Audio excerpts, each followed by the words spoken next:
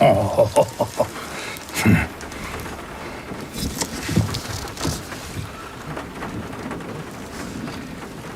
got a granddaughter who likes dressing up too. Cute as a button. She loves Peter Pan. She's always asking this old timer to read it to her. She's sharp as a tack. Full of ideas, questions about the Lost Boys and those pirates. Probably because I never grow old.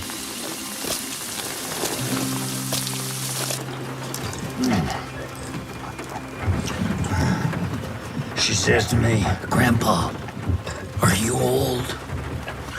I said, "Yeah, sweetheart, I'm old, and one day you're gonna be as old as me." And this gets her brains all cooking, and she says, "Grandpa, are you gonna die?" And I say, "Yeah, sweetheart, of course I'm gonna die one day. Well, it's not gonna be today." And finally, she says to me, "Grandpa, am I gonna die?" I mean, how do you explain a question like that to a kid? So when Halloween rolls around the next year, there she is. Proud as punch, she stands up and she goes, "Grandpa, I'm gonna be a pirate."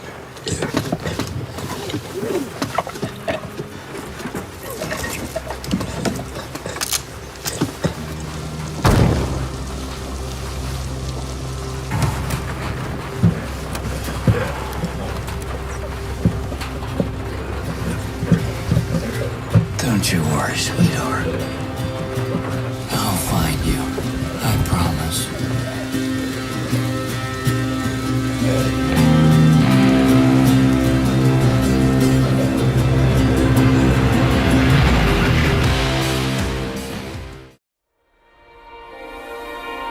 This will be the plague with which the Lord shall strike all men.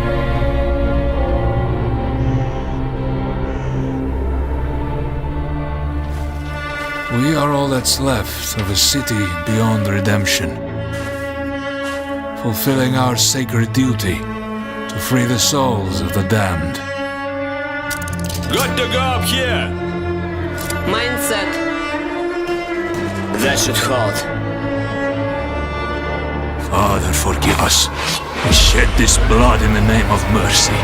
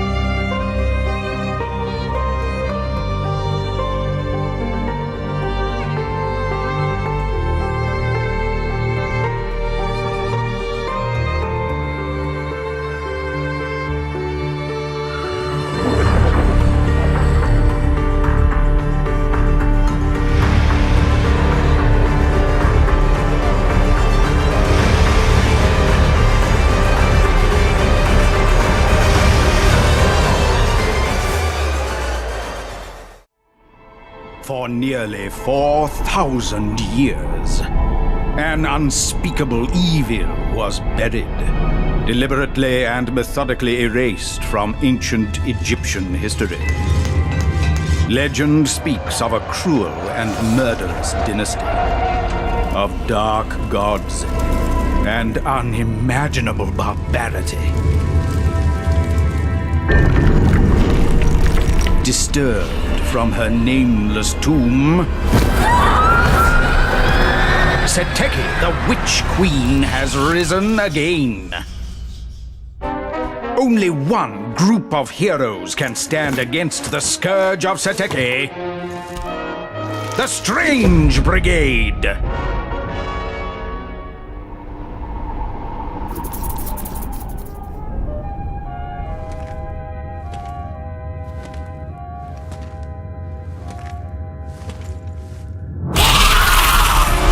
In a treacherous world of malevolent monsters and terrifying traps,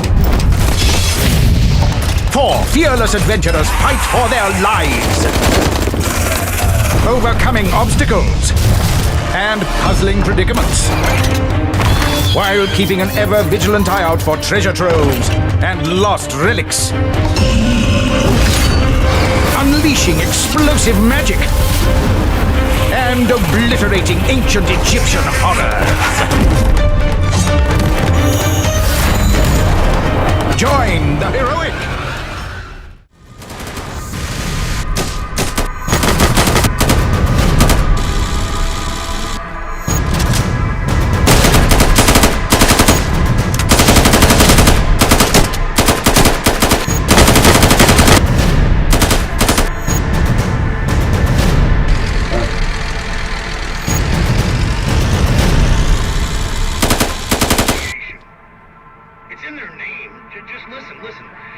emergency management. They might as well just say final solution. So close for population growth. Where'd you guys go?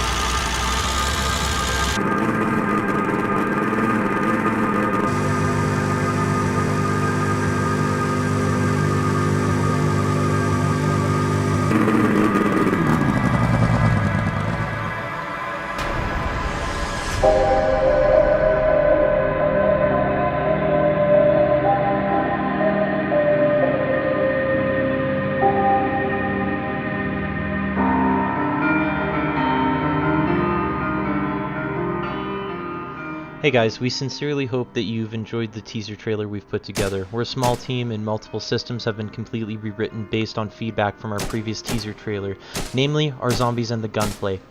We will be releasing our first vlog in early to mid-June. Even though we are still very early in alpha, we aim to please and strive for improvement. We'd love to hear what you think via the forums or via the community Discord. We've released a roadmap alongside this trailer which can be found in the description. If you like what you've seen, consider following us on Twitter @DeadMatterGame or liking us on Facebook. You can also visit our website or our community Discord if you'd like to get a bit more involved with the game.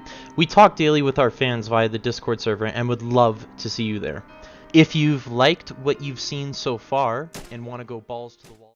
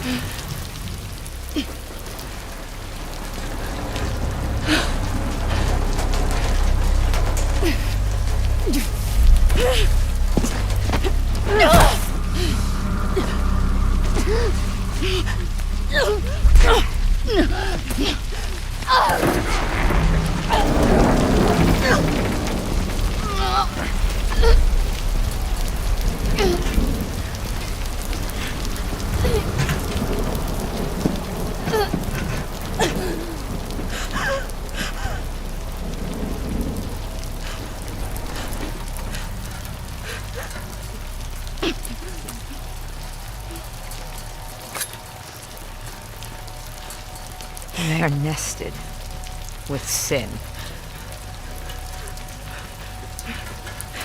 Free them, that they may know my...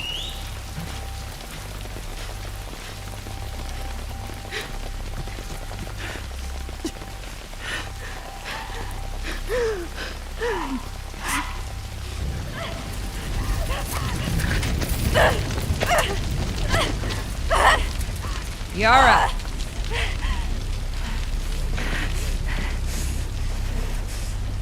Where is the other apostate? Clip her wings.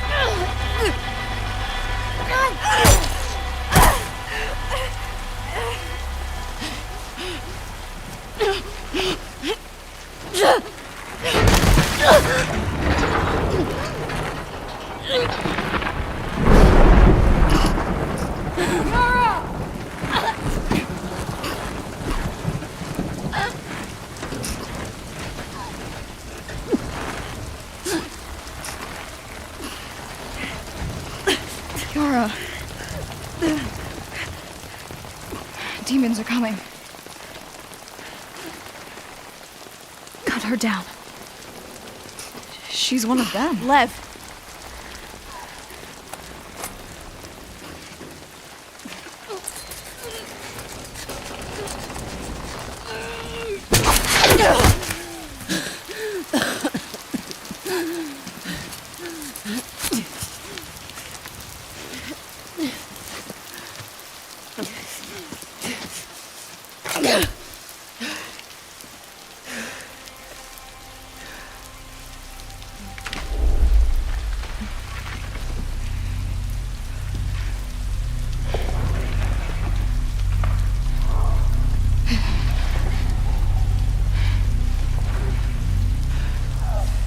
Watch your backs.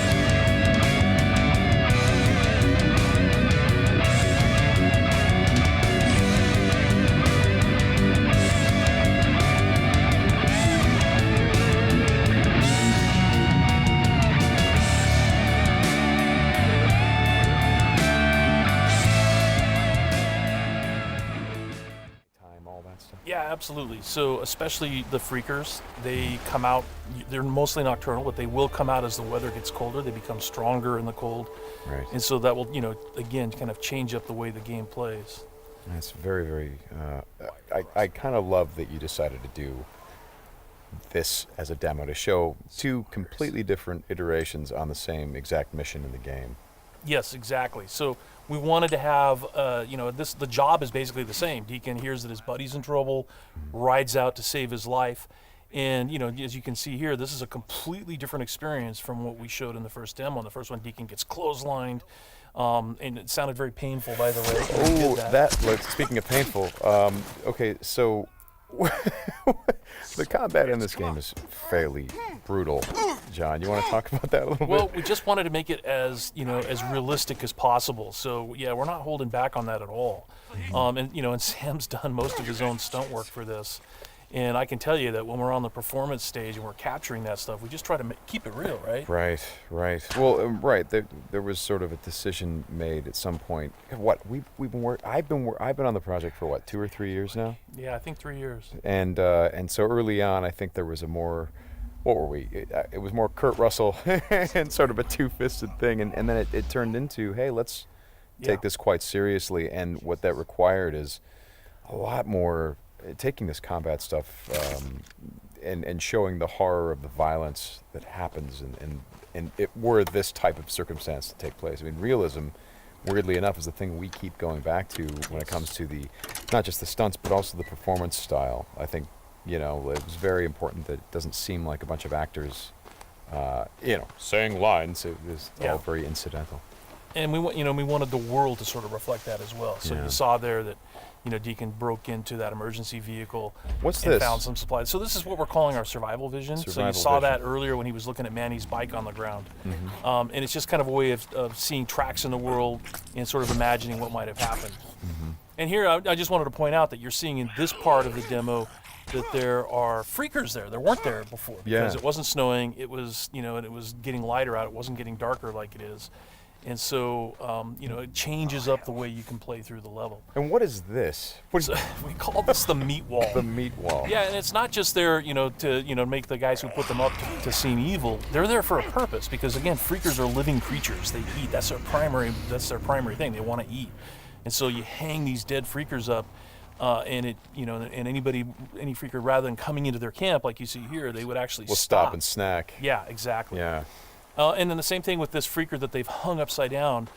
There's a bear trap underneath it, and they use that because a freaker will come, be attracted to the meat, and then hit that trap. Interesting. Another thing you just saw, by the way, is that tin can. The tin can trap that you that's an alarm that the Marauders will put up, and this is again some of the things that Marauder camps just do. And you find these Marauder camps throughout the world. You'll find traps like that, and then if you're careful and you're paying attention, you can avoid them. Because in the first demo, Deacon didn't avoid it, and he set off that alarm. Right. Now this is the same tactic that he used last time. Throws the rock to get someone to lure him over and have him step in the bear trap. But this one plays out a little bit differently than last time. One of the things that struck me, and we've talked about this obviously as we've shot, but there's an effort of the other Marauders to get this guy to shut up, and he won't. Yeah, and so in the first demo, Deacon's heading on down the trail, and you can hear that happening behind him. Right. Combine some terrains in the distance, and we've actually managed to get that up to about 10,000 meters now, with some performance gains as well, which is always nice. I'm going to go ahead here and equip an axe, and the first thing I want to show you on the axe is the inspect readout that we've added, and we've decided to add that because we wanted to give the player some feedback about the item that they have in their hand without breaking the immersion by having UI on the screen. So you can press F and you'll see some information about the weapon you have, whether it's a gun or a melee weapon. And you might have actually noticed the green highlights on the tree there. We've actually added that because after stress test 2, we saw some footage on YouTube, and we noticed that people are struggling to find where they need to cut on the tree. So we've added those just to give the player a little bit of a cue to how to cut the trees down and just to guide them in the right direction. Something else that happens now as well is the axe take damage and dull as you use them. The more you use them, the blunter they get and the longer it'll take to cut down the tree. And you can use the new crafting system to resharpen them and make them last longer. If you do let it get to 0%, then it'll actually break and then you'll have to salvage the parts from your inventory. As I walk up here, you'll actually notice that I get caught in some bushes, and it'll slow you down now as you walk into shrubbery. It'll make noise so that other players can hear it, and it'll also attract or deter AI. I'm not actually afraid to admit it, guys, that I got completely lost before I came over that ridge and saw Union Point Power over there. And that's something also that we really wanted to do with the landmarks in the world, where you'd be able to use them as reference points as you navigate around the world and try to find your friends. I'm actually going to head into town now, because I know I'll be able to find a water barrel over there. We didn't want to make finding water difficult, because we feel in this kind of environment it would be pretty easy. What we do want to do is have the challenge of purifying that water and making it safe to drink. So you can see this water barrel here. You don't actually know if it has water in it before you try to take it. It's a chance system where you walk up to it and find out. They will refill after it's rained, and they are persistent between players, so if you take all the water out of it, it won't be there for another player. But like I said, getting that water should be fairly easy. I actually head over into the woods now, where we're going to set up a little bit of a camp and actually show purifying some of that water on a campfire. I'm going to actually go ahead here and just give all the items for setting up this camp, because I really didn't want to find them all. And this is also something that you guys will have access to. If you're a server admin, you'll be able to give yourselves items, you'll be able to give other player items if that's something you want to do. And there's loads of different variants of the give command. You can give single items, you can give items with quantity, or you can look up give, and all kinds of different options for that.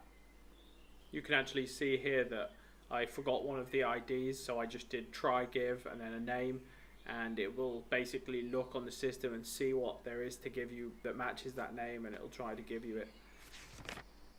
You can see that I actually place a tent now, and that serves as a mobile logout point in the world. If you do use something like this, then you'll sign back in exactly where you did log out, and if you don't, then you'll log back in somewhere near where you signed out. You can see that I'm placing a fire here, and I'm just adding some parts to it, and we're going to use this after we've shown you the crafting system to actually purify the water and make it safe to drink so that you don't have a chance of getting sick. I'm actually showing the new crafting system here now, and we added this because we felt that the old system was becoming a little bit clunky with the lists. The lists were becoming a little bit long, and it was becoming hard to find exactly what you wanted to craft. So we've added this recipe system where you can assign stuff to the recipe and just find out yourselves if it is actually something that can be crafted. We've added this wiki button here as well, which will actually open directly to a web page where you can find all the different recipes and just make it kind of easy to find that. And that will open in the overlay, the Steam overlay as well, if that's something that you want. That's just an option with all URLs in the game in the settings, where you can check that on if you want it to open in the Steam overlay, or off if you want it to open in your regular browser.